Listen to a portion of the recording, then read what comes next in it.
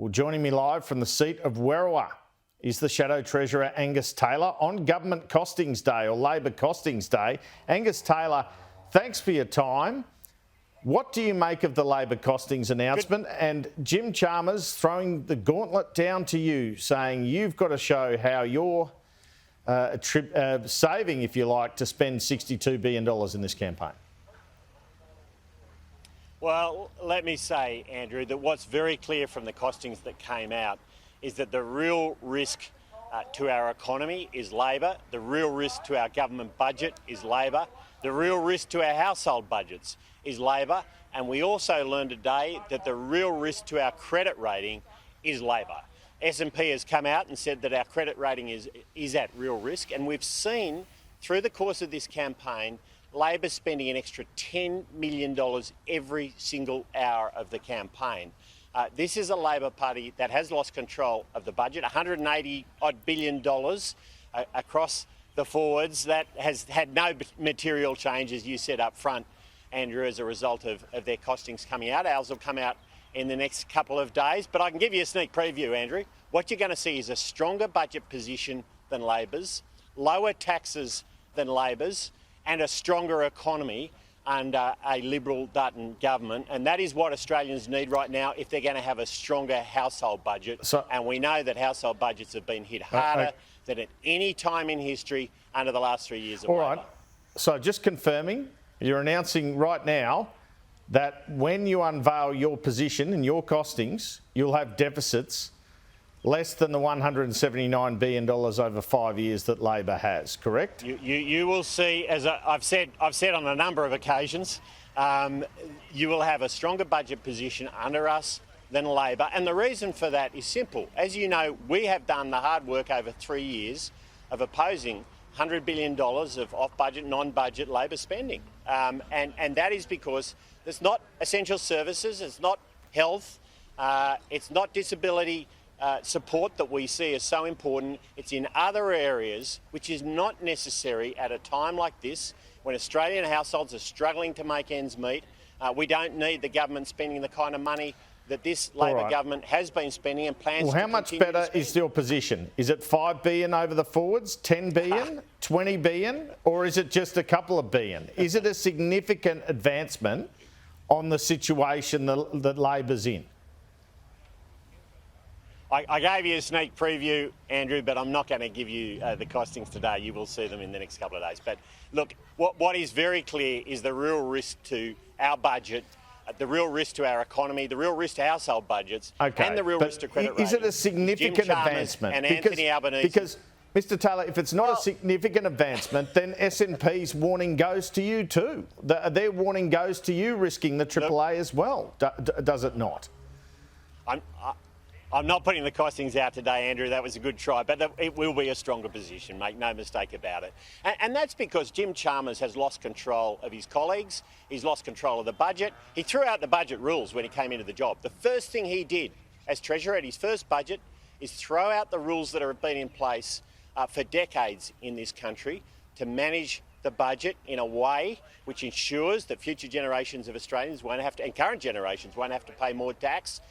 That ensured that we didn't have an inflationary environment, the homegrown inflation under Labor we have seen that's caused so much pain for Australian households. And if you throw out the rule book, I mean, households and businesses know this, if you've got no rule book, you're going to lose control of the budget. All right. Is there going to be detail? Is there going to be detail around your savings? Are you going to say 41,000, of course, 41,000. So 41,000 public servants. You're going to say we're cutting 5,000 this year, 6,000 this year. Is there that level of detail through natural attrition and redundancies?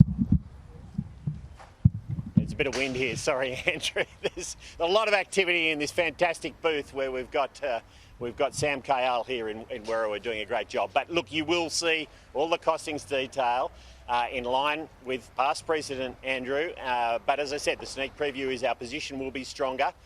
And you can rest assured that under a Liberal national government, you will have a position which delivers a stronger economy, stronger productivity, stronger real wages. That's what we stand for, and that's what we've been working towards all of this term. We know what we've got to do that. We've got to beat inflation. by cutting waste and slashing red tape. We've Right, got to boost growth and investment by backing small business. They're saying they're going to cut $6.4 billion in consultancies. Are you planning to cut any consultants, or are you planning to hire consultants, given you're getting rid of so many public servants? You're trying very hard here, Andrew, but what I can say to you is the principle's very clear. We don't need bigger government, we need better government in this country. Australians understand that. I mean, they're hurting.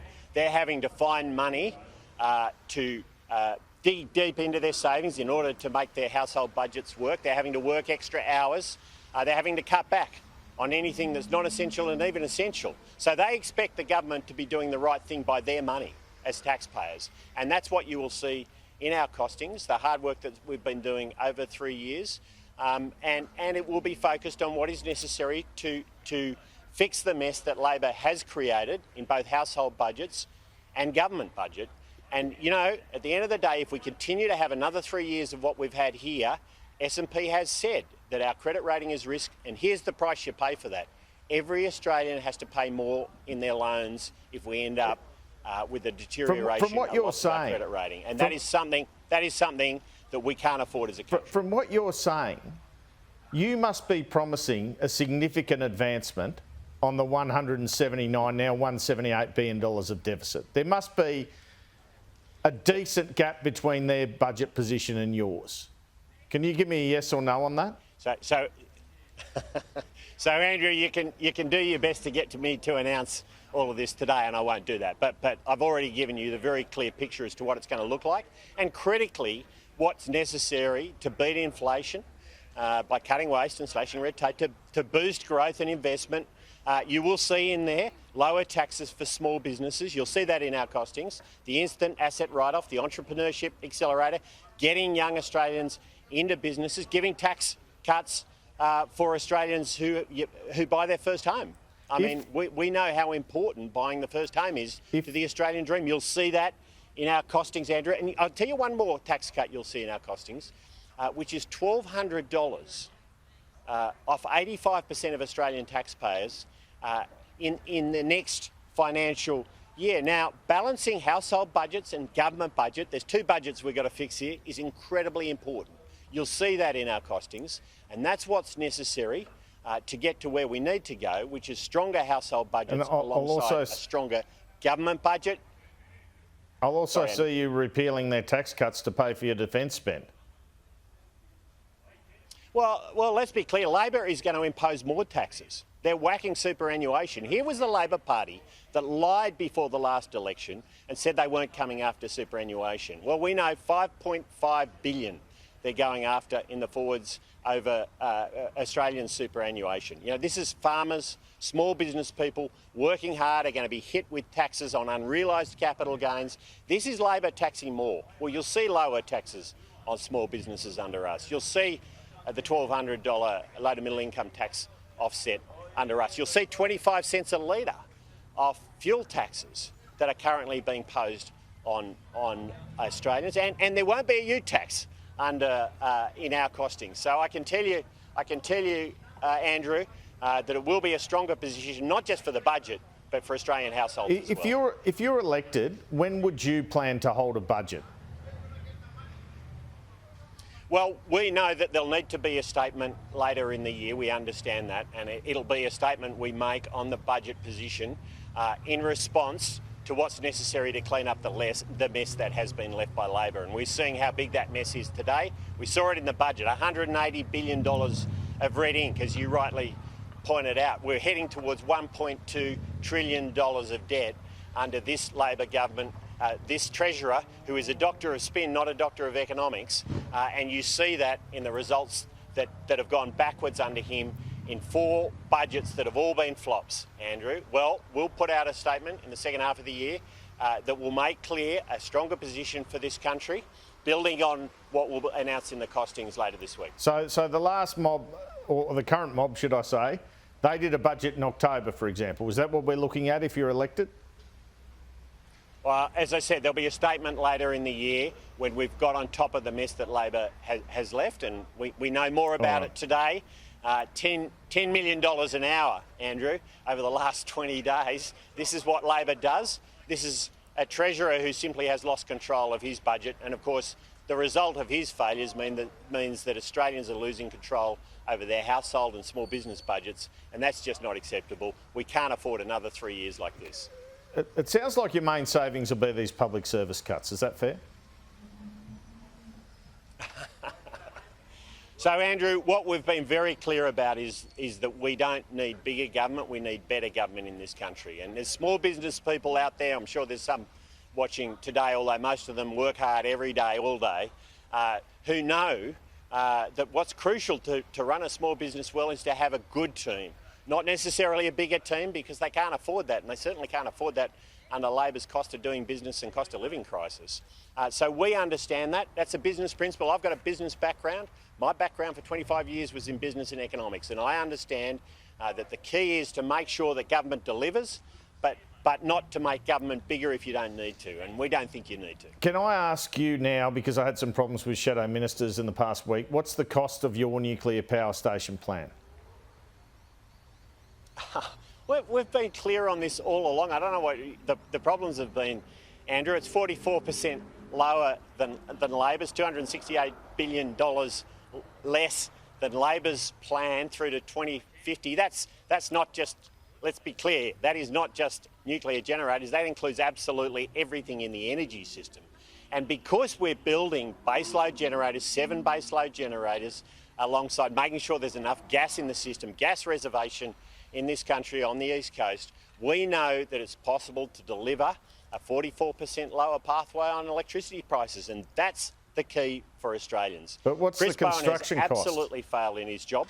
What's the construction cost? Well, we've been very clear on that. We've been very clear on that the 7 generators will be around $120 billion, under $20 billion each. Katie Gallagher I've said that many times, Andrew. Katie Gallagher was on yesterday, and she was standing by this 600 billion figure because she said the nuclear power station in the UK had blown out to $90 billion. What do you say to that?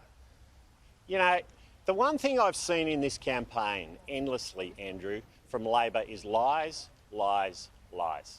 Time and time again. You know what? They get their mates who give them donations to go and make complete nonsense estimates of these numbers that make no sense at all. I'll go with the numbers that have been worked up and triangulated with the CSIRO, under $20 billion, substantially under $20 billion indeed on average across the 7 generators. And you know, that is going to ensure that we get a 44% reduction in electricity prices through to 2050. And you know what, Andrew? That is what Australians deserve and need. And I tell you what, you're not going to get it under Chris Bowen. All you're going to continue to see is rising electricity bills. Australians know that Labor has failed on electricity. They've failed on energy. And we know there is a better way to get the country back on track, to get our energy system back on track. And we've been laying it out. 5 days out, some are writing you off, 52-48 behind in the news poll all through the campaign. What do you say to people this far out? Are you concerned about losing? You know, Andrew, I've been standing on this booth here in Werriwa with our fantastic candidate Sam Kayal. I've been on pre-poll booths all across the country over the last week or so.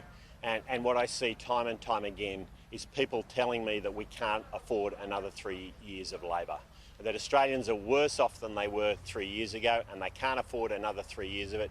I hear it wherever I go on the ground, Andrew. Australians deserve better, and I'm going to be fighting right until 6 o'clock on Saturday to make sure Australians have a better future, because right now Australians are giving up on the prospect of owning a home. Young Australians are giving up on the prospect of starting a business or building a business over time. Mr. Taylor. They're giving up on the prospect of having a better life. You know what? We can do better than that, Andrew. Mr. Taylor, sorry to interrupt, but briefly and finally, if the coalition does lose on the weekend, will you run for opposition leader? You know what? There is one job I want, Andrew, and that's Jim Chalmers' job, because he is not up to it. He's out of his depth. He's out of touch. We can do better. We need someone with a private sector background who understands business, who understands investment, who understands what it is to grow an economy. Jim Chalmers doesn't understand any of that because he's a doctor of spin, not a doctor of economics. We can do better. Angus Taylor, thanks for your time.